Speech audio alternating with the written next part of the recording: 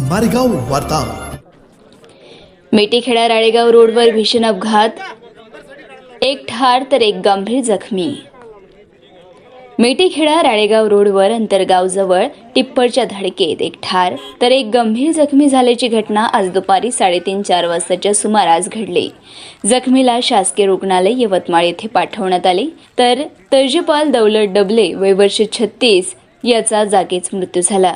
तर प्रथमेश भगवान येलकर वय वर्ष 27 हा गंभीर जखमी असून त्याला शासकीय रुग्णालय यवतमाळ येथे भरती करण्यात आल्याचे वृत्त आहे। सदर घटनेची हकीकत अशी की दोघेही डोंगरखडा येथून मेटीखेडा येथे जात असताना गिट्टीने भरलेला टिप्पर MH29 CM 0356 ने मोटरसायकलला मागून धडक दिली। धडक इतकी जबरदस्त होती की मृतक तर्जपाल डबले हा मोटरसायकल सोबत अंदाजे 40 फूट घासत नेले। अपघात एवढा भीषण होता की मृतकाच्या देहाची चिंध्या झाल्या। तर मृतक तर्जपाल डबले हा नुकत्याच काही दिवसापूर्वी भारतीय पोस्ट सेवेत नोकरीला लागला होता। डोंगरखडा येथून पोस्टाची डाक घेऊन तो महोदय येथे चालला होता।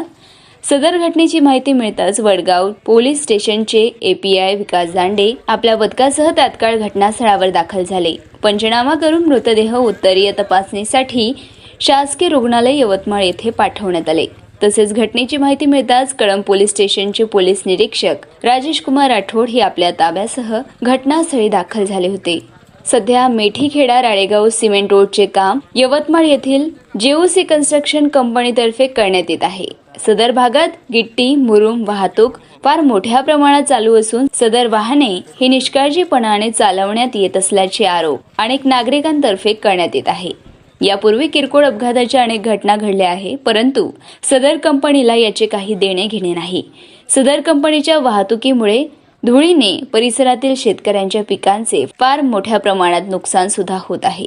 तर अंतरगाव डोंगरखडा बस स्टँड परिसरात धुळीने अनेक व्यावसायिक व प्रवाशांना नाहक त्रास सहन करावा लागत आहे।